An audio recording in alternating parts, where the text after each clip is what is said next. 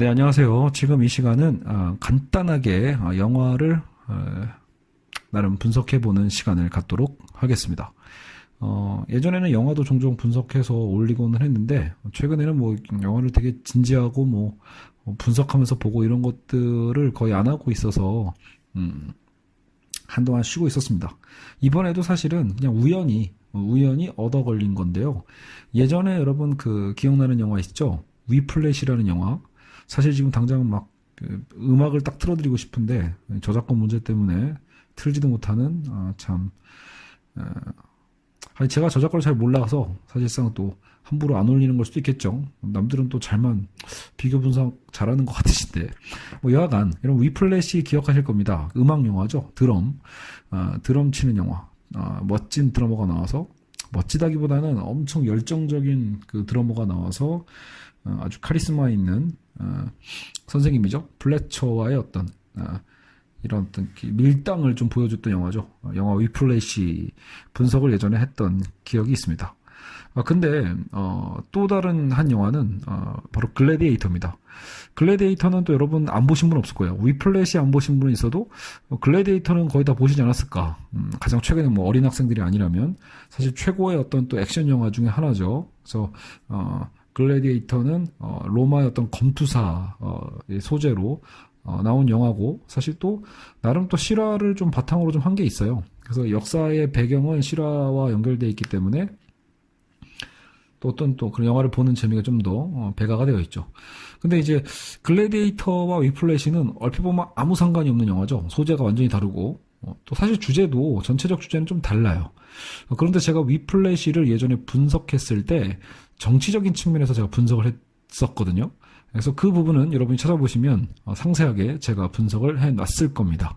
그래서 위플래시 영화의 이 정치적인 어떤 분석적인 측면이 우연히 글래디에이터를 최근에 제가 다시 보다 보니까 똑같은 장면이 있더라고요. 똑같은 구성으로 생각해 볼 수 있는 장면이 있어서 그 두 장면을 오버랩 시켜서 함께 한번 생각해 보는 시간을 가져볼까 합니다.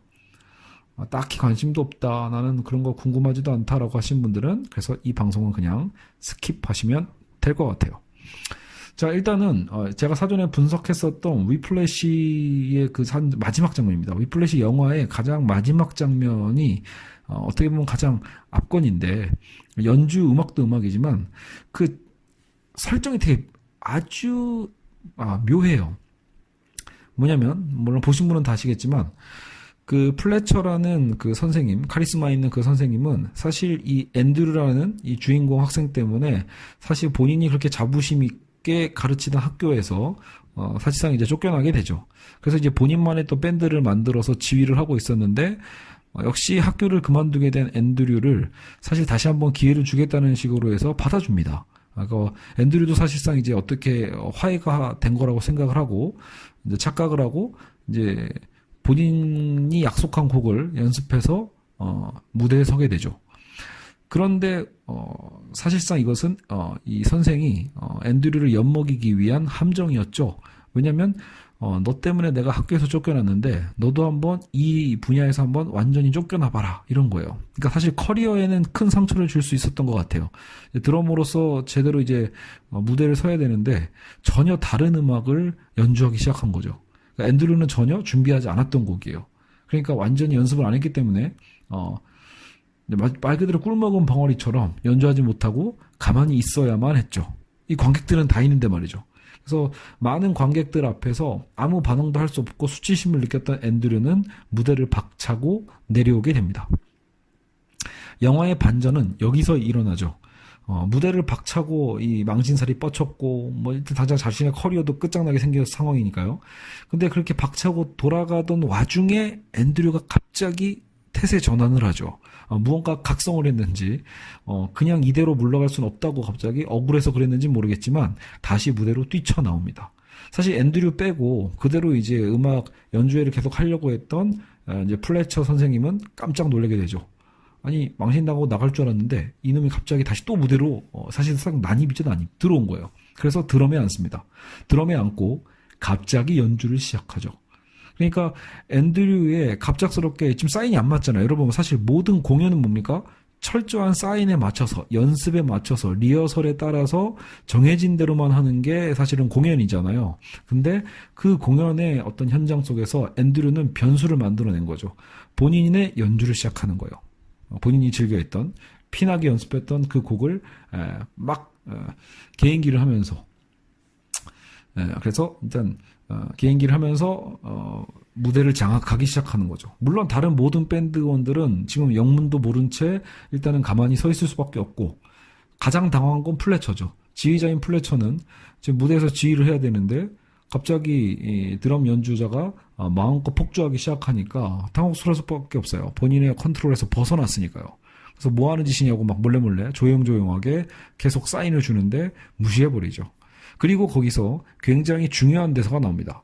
I'll cue you라고 하죠. I'll cue you. 죄송합니다. 발음이 안 좋아서. 예.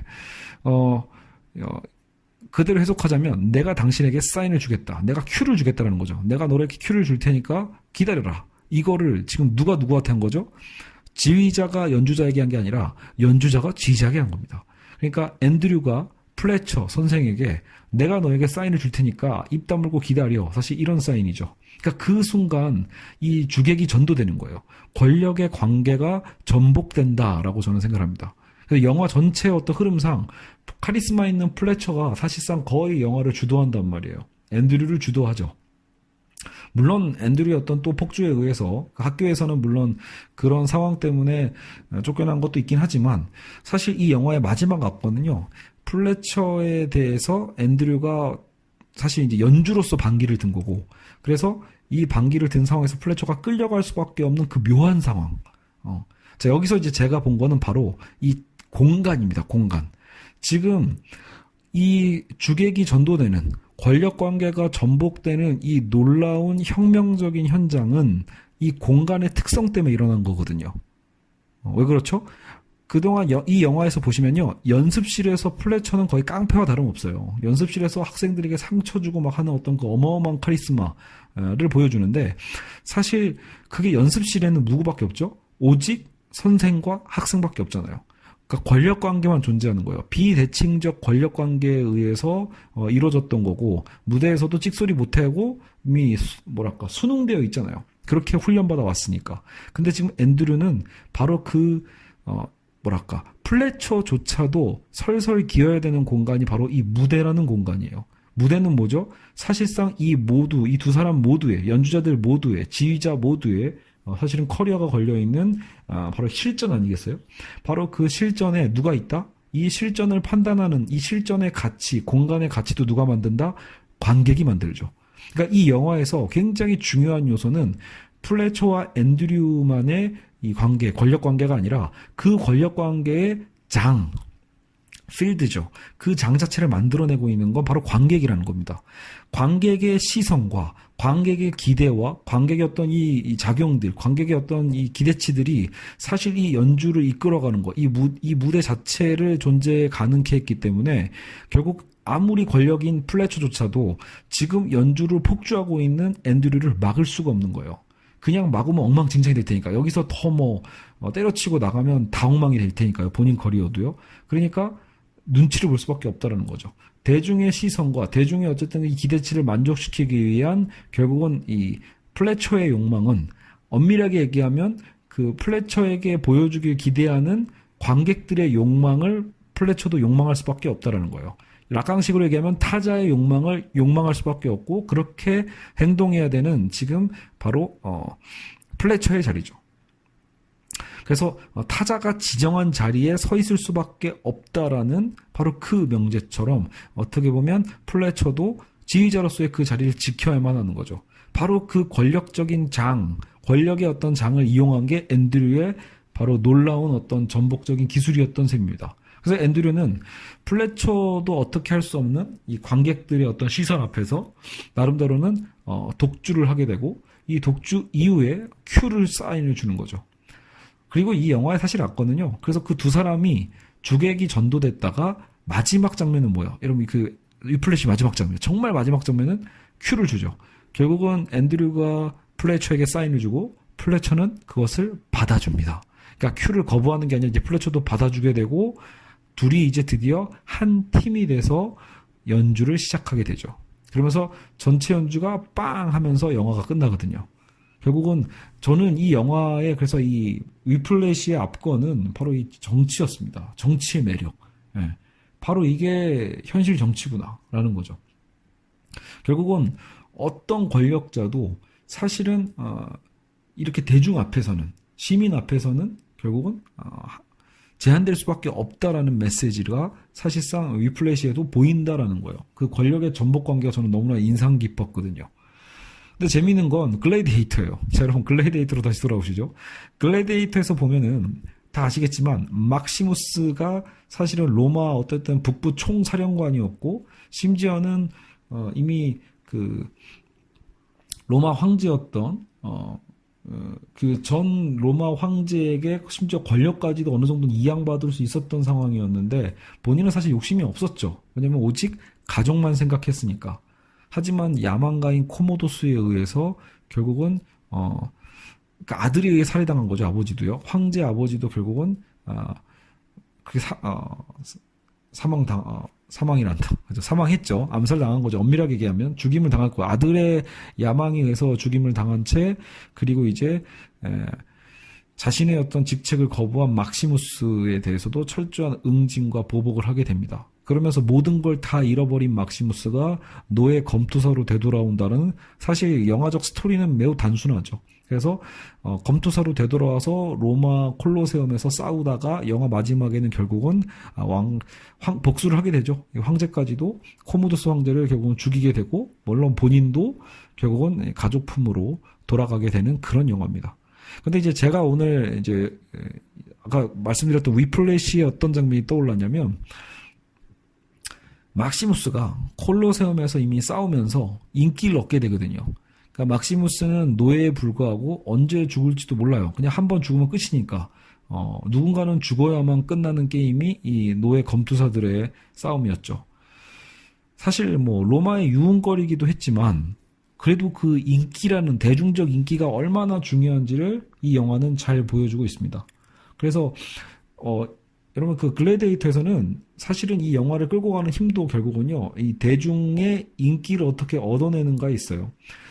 독재자 코모도스도 사실 그만큼 원로원의 인정을 받고 있지 못했기 때문에 코모도스의 전략 자체가 사실은 대중의 인기를 얻기 위한 대중 영합 정치로서 이 콜로세움의 검투사 대회를 열게 된 거죠. 근데 그 바람에 스페냐드로 불렸던 막시무스도 로마까지 올 수 있었던 셈이고요. 실제로 어느 정도 전략은 먹혔어요. 여러분 우리도 그 전두환의 3S 정책 알잖아요. 독재자들이 자주 쓰는 정책이죠. 그래서 대중 영합 정치를 하기 위해서 대중들이 좋아할 만한 것들을 던져주고 결국 현실에는 눈뜨지 못하게 이렇게 우민화 전략을 쓰고는 하는데 코모도스도 그런 전략을 썼던 셈이에요. 그래서 로마 시민들은 어느 정도는 그런 광기에 좀 더 휩쓸리게 하는 효과를 발휘했던 거죠. 그러면서 자신도 인기를 얻고 그러면서 원로원을 압박할 수 있었던 셈이에요. 근데 문제는 뭐냐면 막시무스예요. 막시무스가 정작 이 콜로세움 안에서 검투사로서의 어떤 스타가 되기 시작하니까 사실은 이런 막시무스의 인기에 본인도 숟가락을 얹으려고 코모도스가 직접 내려가서 칭찬해 주려고 내려갔더니 바로 그 장면이죠. 막시무스가 가면을 벗는 그 장면. 막시무스가 검투사로서의 투구를 벗고 본인을 밝혔죠. 죽은 줄 알았던 막시무스가 바로 눈앞에 살아 돌아오는 그 장면 속에서 코모도스는 공포에 질릴 수밖에 없단 말이에요. 근데 하지만 본인은 황제고 막시무스는 노예죠. 여러분 이 관계 보세요. 어마어마한 주객 관계 아니에요? 여기서 완전한 절대 주체는 황제고 노예만큼 그 황제 앞에 나약한 존재가 없죠. 언제든 죽여버릴 수 있는 그런 관계.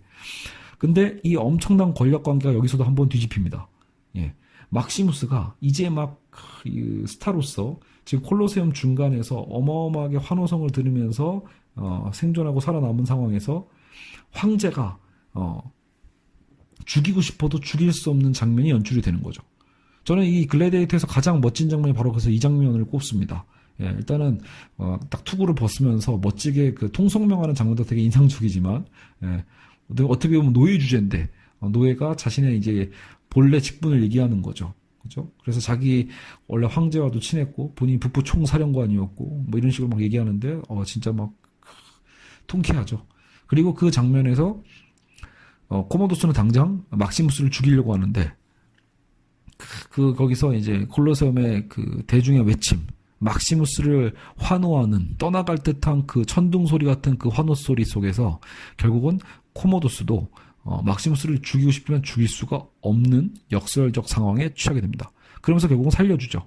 물론 다음에 또 죽이려고 여러 가지 틈을 타게 되지만, 그죠? 그리고 최종적으로는 결국은 왕도요. 여기서 이 코모도스가 최종적으로 영화에서 왜 죽어요? 결국은 본인이 직접 막시무스를 죽이는 수밖에 없다고 생각해서 대신 본인도 칼로 죽이게 되면 본인이 더 영웅이 될 수 있으니까 본인도 모험을 할 수밖에 없게 되는 상황에 처한 거거든요. 자, 그럼 여기서도 위플래시의 구조가 나오게 되는 거죠. 자, 보세요. 아까 플래처가 절대 권력으로 앤드류라는 학생에게 어떤 권력을 행사했던 그 영화의 모든 시종일관의 과정 속에서 앤드류는 역전타를 날리는데 그게 바로 관객 앞에서죠. 무대를 바라보는 관객의 시선 앞에서 앤드류는 결국 플래처에게 주객을 전도시키는 홈런을 때리게 됩니다. 역전타를 날리게 되는 거죠.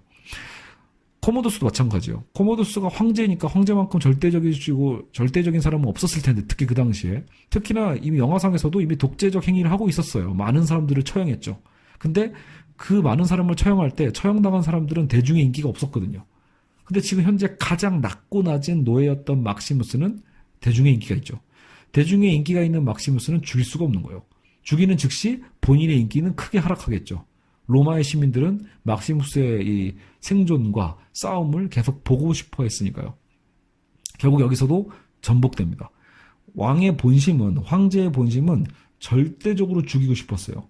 꼭 죽여서 후환을 없애고 싶었던 그 막시무스였는데 죽이고 싶어도 죽일 수 없는 것. 그건 뭐죠? 역시 이 로마 시민의 욕망이죠. 로마 시민의 욕망을 결국은 독재자인 황제조차도 욕망할 수밖에 없다라는 그 역설적 구조가 바로 오늘날 민주주의 사회에서 이 시민의 어떤 감시와 시민의 눈이 얼마나 중요한지를 보여준다라는 거죠. 결국은 이 대중성이라는 것, 대중의 시선, 대중의 욕망, 그죠? 대중의 감시, 이런 것들이 사실 어떤 지배체계를 가져온다 할지라도 결국은 그것을 바꿀 수 있는 힘은 어디에서 나온다? 대중에게서 나온다는 거죠. 우리가 결국은 삶을 살다 보면 결국은 막시무스 같은 혹은 앤드류 같이 철저하게 개인의 노력과 능력과 재능에 의해서 결국은 우리의 역사가 변화되는 것들을 우리는 자주 목도하게 됩니다. 하지만 역사의 변혁에 있어서 결국 언제 한 번도 이 대중의 어떤 이 발행과 흐름이 함께하지 않은 적도 없는 것이죠. 한국의 정치를 보세요. 한국의 정치 또한 그래왔다라는 거예요. 결국은요. 우리나라에 어떤 독재자들이 등장했다 하더라도 독재자가 영원할 수 없었던 이유는 바로 뭐예요? 결국은 대중의 시선 때문에 그렇다는 거죠. 우리나라 한국 현대사를 보시면 이승만도 그렇고 박정희도 그렇고 전두환도 그렇고 결국은 어느 정도는 독재 권력을 휘둘렀죠. 대중들이 보지 않는 사이에 자기를 반대하는 사람들을 암살하거나 고문하거나 이런 일들을 부지기수로 많이 했어요. 하지만 대중의 시선이 꽂혀있는 그 순간, 대중이 꽂혀있는 그 순간이 언제겠어요? 결국 시민들이 일어날 때죠. 시민들이 광장에 나오고 모두가 보는 앞에서는요, 결국은 독재자들도 어떻게 할 수 없다라는 거예요.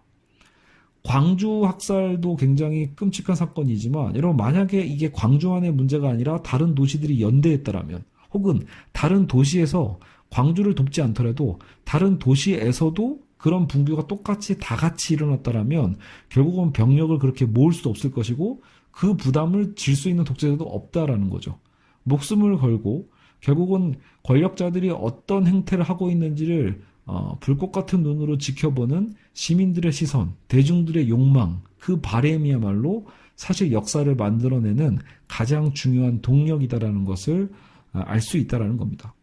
너무 거창하게 해석하는 거 아니냐고 보시는 분들도 있겠지만 맞습니다. 하지만 저는 최근 한국 사회에 관심이 있고 최근 한국 사회의 흐름에서도 결국 여전히 어느 때는 실망스러울 정도로 우리가 뭐 이렇게 연예인 가십 기사나 이런 것들에 너무나 많이 휩쓸리고 여론이 움직일 때도 많이 있지만 결국 한국의 현대사를 움직여왔던 저는 대중의 힘을 믿는다는 거죠.